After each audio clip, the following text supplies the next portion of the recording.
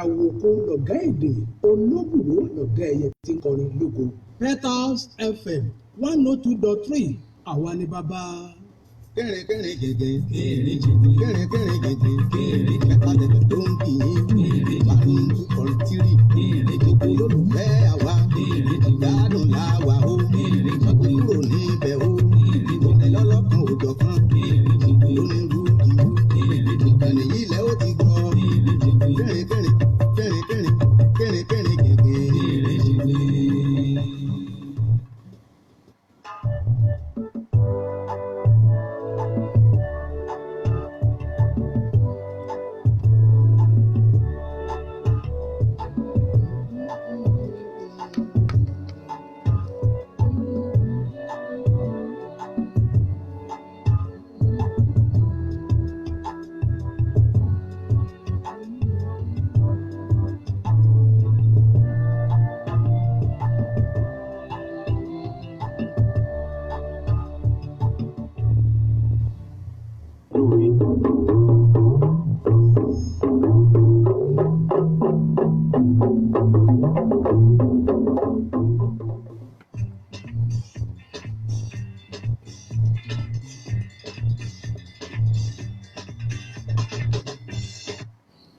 Ẹ kúrọ̀lẹ́ àsìkò iṣẹ́ látàárọ̀ àkójọpọ̀ ìròyìn ló ń dé sétígbọ̀ yín láti ìkànnì iléeṣẹ́ rédíò Petals 102.3 FM Ìbàdàn.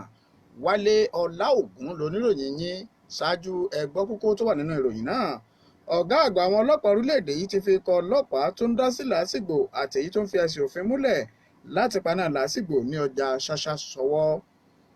Ètò ìdìbò ìjọba ìbílẹ̀ nípínlẹ̀ Ọ̀yọ́ ni ó wáyé nínú oṣù karùn-ún. Sínátọ̀ Iyọlá Omíṣore àti àwọn alátìlẹyìn rẹ̀ ti darapọ̀ mọ́ ẹgbẹ́ òṣèlú APC. Nílé òkèrè, ilẹ̀ Gẹ̀ẹ́sì ti ṣe àgbéjáde ètò ìyaraẹnisọ́tọ̀ nílé ìtura fún àwọn tí ó bá ń ti orílẹ̀-èdè míì tí wọ́n fi ojú winá ìṣòro kòkòrò kòrónà wá. Lágbo aré ìdárayá, ẹgbẹ́ agbábọ́ọ̀lù Napoli ti pàdánù Lozano àti Ospina sọ́wọ́ ìfarapa. Ìròyìn nìyí lẹ́kùnrẹ́rẹ́.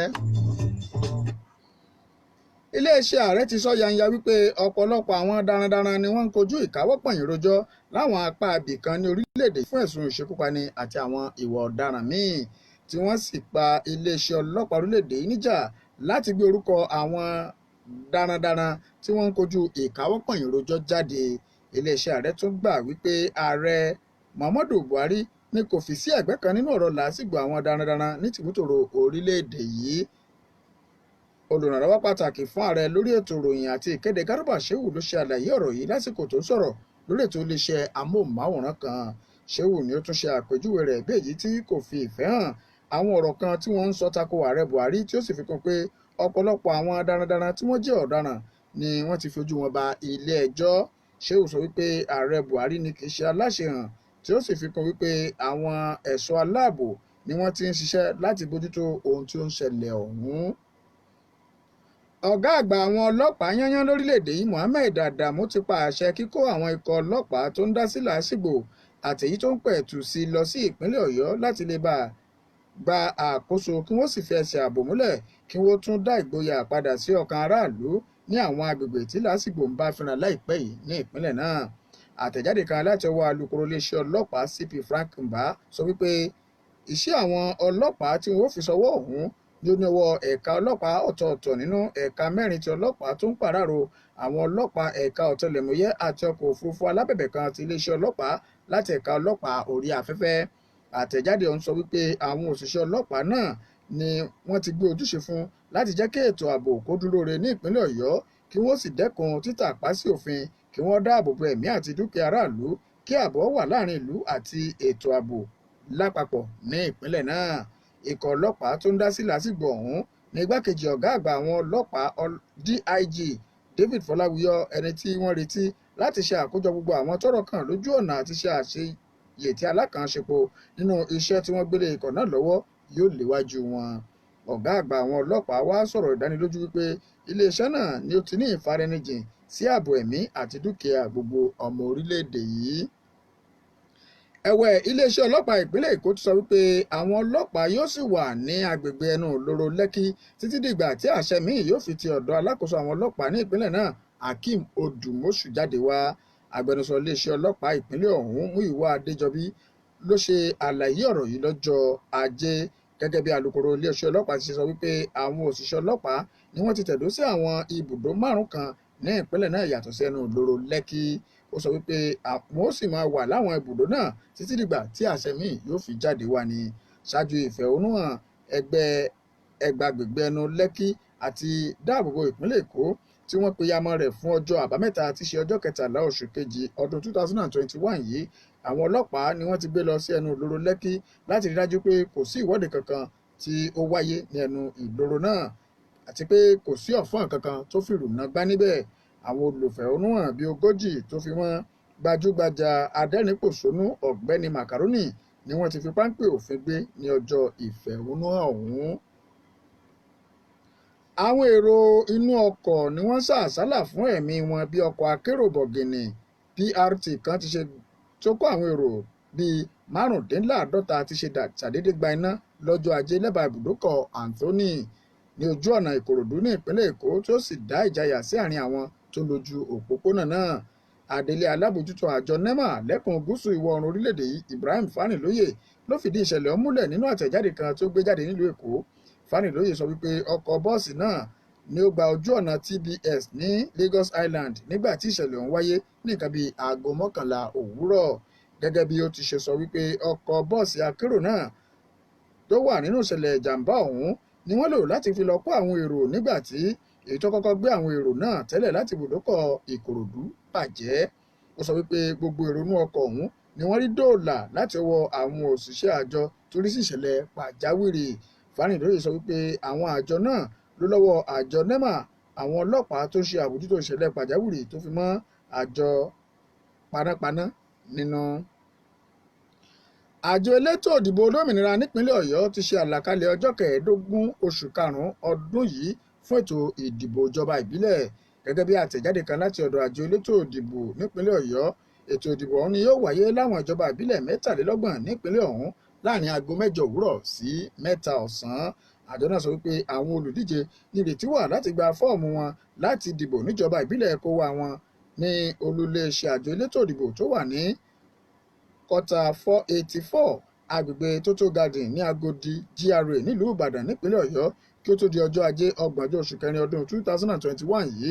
Lọ́gán tí wọ́n bá ti san owó tó tó 2,210 náírà fún ipò alága ìjọba ìbílẹ̀ àti 1,100 náírà fún ipò kánsílọ̀.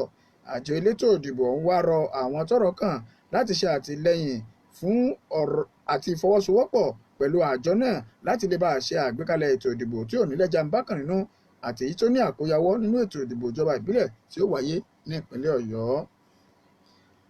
Sínẹ́tọ̀ Iyọlá Omíṣore tí ó jẹ́ igbákejì fún gómìnà tẹ́lẹ̀ ní ìpínlẹ̀ Ọ̀ṣun ti darapọ̀ mọ́ ẹgbẹ́ òṣèlú All Progressives Congress APC báyìí. Ó kéde darapọ̀ rẹ̀ nígbà tí ó ń lọ fi orúkọ sílẹ̀ gẹ́gẹ́ bí ọmọ ẹgbẹ́ òṣèlú náà ní wọ́ọ̀dù rẹ̀ tí ṣe wọ́ọ̀dù 6 nílùú Ilé-Ifẹ̀ lónìí. Àwọn alátìlẹyìn rẹ̀ ni wọ́n tún fi orúkọ tiwọn náà sílẹ̀ gẹ́gẹ́ bí ọmọ ẹgbẹ́ òṣèlú tó wà nígbọ̀nù ìṣàkóso.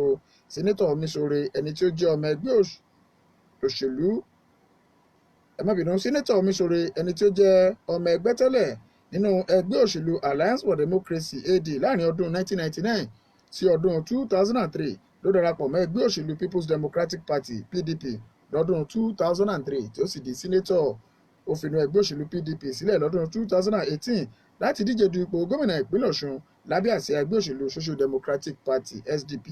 Ó sì gba ipò 3 nínú ètò ìdìbò yìí tí ó lágbára tí ó sì padà bá ẹgbẹ́ òṣèlú APC ní àjọṣepọ̀, èyí tó fún wọn ní àǹfààní nínú àtúndì ìbò tó wáyé ní ọjọ́ 28 oṣù kẹsàn-án ọdún 2018. Ìròyìn náà ló ń dẹ́sẹ̀ tí gbọ́ yín láti ìkànnì iléeṣẹ́ rédíò Peters 102.3 FM Ìbàdàn. Ní ilẹ̀ òkèèrè, ọjọ́ Ajé ni ìjọba ilẹ̀ Gẹ̀ẹ́sì yóò ṣe àgbéjáde òfin ìyaraẹnisọ́tọ̀ nílé ìtura tí ó jẹ́ dandan fún àwọn tí wọ́n bá ti gúnlẹ̀ sí orílẹ̀-èdè náà láti ọ̀pọ̀ àwọn orílẹ̀-èdè tí ó lè jẹ́ ewu tí ó ga tí wọ́n ní irúfẹ́ àwọn kòkòrò àrùn kòrónà bí wọ́n ti ṣe ń gbìyànjú láti dẹ́kun ìtànkálẹ̀ rẹ̀. Ìlànà tuntun ọ̀hún ni yóò gbà kí àwọn ọmọ ilẹ̀ Gẹ̀ẹ́sì àti àwọn tó ti gba ìwé ọmọ onílùú tí wọ́n ń wọlé sílẹ̀ Gẹ̀ẹ́sì láti àwọn orílẹ̀-èdè 23 léyìí tó ní òfin láti yára wọn sọ́tọ̀ ní àwọn ilé ìtura tí ìjọba fi ọwọ́ sí fún ọjọ́ 10 gbáko àti láti ṣe ọ̀pọ̀lọpọ̀ àyẹ̀wò kòkòrò COVID-19. Àwọn olùṣe àbẹ̀wò míì láti àwọn orílẹ̀-èdè tí wọ́n wà nínú àkọsílẹ̀ tó fi mọ́ àwọn orílẹ̀-èdè láti apá gúúsù ilẹ̀ Amẹ́ríkà, orílẹ̀-èdè South Africa àti Portugal ni wọ́n ti fi òfin dè láti ṣe àbẹ̀wò lábẹ́ òfin ìfìdímọ́lé. Àwọn ènìyàn ọ̀hún ni wọ́n ti rí wípé wọ́n fún ní ìròyìn ayédèrú nípa wíwà nínú ọ̀kan lára àwọn orílẹ̀-èdè náà fún bí ọjọ́ 10 ṣáájú kí wọ́n tó rìnrìn àjò tí wọ́n sì lè fi ẹ̀wọ̀n ọdún 10 jura, èyí tí ó ṣe okùnfà ọ̀rọ̀ sísọ tí wọ́n sọ pé ó pọ̀ jù. Ìjọba sọ wípé wọ́n ti bu ọwọ́ lu ìwé àdéhùn pẹ̀lú àwọn ilé ìtura bíi 16 báyìí tí wọ́n sì ti rí yàrá tó tó bíi 5,000 gbà lẹ́bàá àwọn pápákọ̀ òfurufú ilẹ̀ náà, pẹ̀lú àwọn àfikún yàrá bíi 1,052 tó ti wà nílẹ̀ ìṣẹ̀pẹ́. Lágbo aré ìdárayá, agbáwọ̀wájú ẹgbẹ́ agbábọ́ọ̀lù Napoli Irving Lozano àti asọ́lé wọn David Ospina ni wọ́n ti ní ìfarapa gẹ́gẹ́ bí ẹgbẹ́ agbábọ́ọ̀lù tó ń kópa nínú ìdíje líìgì Serie A náà ti ṣe kéde rẹ̀ lọ́jọ́ Ajé. Ọmọ orílẹ̀-èdè Mexico Lozano ló ti fi ara pa lásìkò tí ẹgbẹ́ agbábọ́ọ̀lù ọ̀hún jáwé olúborí pẹ̀lú àmì ayò kan dondo mọ́ ẹgbẹ́ agbábọ́ọ̀lù Juventus lọ́wọ́ lọ́jọ́ àbámẹ́ta nínú ìdíje líìgì Serie A.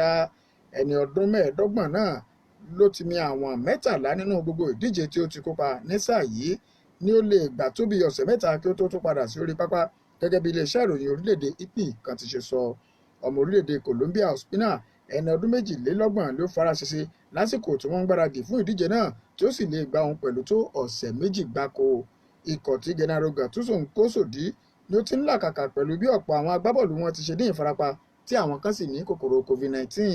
Àwọn agbábọ́ọ̀lù méjèèjì ni wọn ò ní kópa nínú ìdíje ife ẹ̀yẹ Europa ní ìpele ẹlẹ́ni 32 nígbà tí ẹgbẹ́ agbábọ́ọ̀lù Napoli bá ń wàákò pẹ̀lú ẹgbẹ́ agbábọ́ọ̀lù Granada ní ìgbésẹ̀ àkọ́kọ́ lọ́jọ́bọ̀, àti ìdíje wọn kojú akẹgbẹ́ wọn Atalanta lọ́jọ́ Àìkú tó ń bọ̀. Kí n tó parí àkójọpọ̀ ìròyìn wa fún ti ìrọ̀lẹ́ òní, ẹ gbọ́ àwọn kókó tá a ti mẹ́nubà nínú rẹ̀ lẹ́ẹ̀kan sí i. Ọ̀gá àgbà àwọn ọlọ́pàá orílẹ̀-èdè yìí ti kó ikọ̀ ọlọ́pàá tó ń dá sí làásìgbò àti èyí tó fi ẹsẹ̀ òfin múlẹ̀ láti paná làásìgbò ní ọjà ṣáṣá sọ́wọ́. Ètò ìdìbò ìjọba ìbílẹ̀ ní ìpínlẹ̀ Ọ̀yọ́ yóò wáyé nínú oṣù karùn-ún. Sínátọ̀ Iyọlá Omíṣore àti àwọn alátìlẹyìn rẹ̀ ti darapọ̀ mọ́ ẹgbẹ́ òṣèlú APC.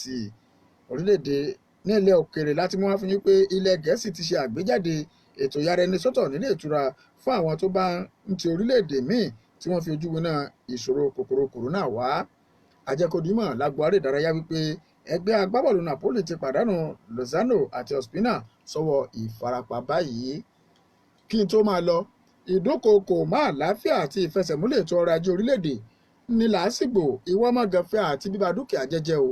Torí náà ẹ jẹ́ kí a yàgò fáwọn ìwà tó lè domi àlàáfíà orílẹ̀-èdè rú, nítorí pé nínú àlàáfíà nìkan láti lè ṣe àmúṣe orílẹ̀-èdè Nàìjíríà rere tí à ń pòǹgbẹ́ fún. Yóò ju wa ṣe òfún ọ̀kan ọ̀jọ̀kan àwọn ìròyìn wá sí. Ẹ lè tẹ̀lé wa lójú òpó abẹ́yẹfò Twitter wa @PetersFM, tàbí kẹ́ ẹ máa gbọ́ wa ní ketekete ní tìbútòrò àgbáyé lójú òpó www.petersfm.com.ng. Èyí ló pin àkójọpọ̀ ìròyìn wa táwọn wá fún yín lọ́wọ́ ọ̀rọ̀ lẹ́yìn láti kàn ní iléeṣẹ́ rédíò Peters 102.3 FM Ìbàdàn.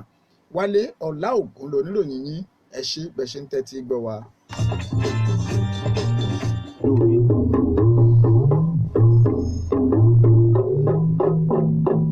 Kẹ́rin kẹ́rin gẹ̀gẹ̀.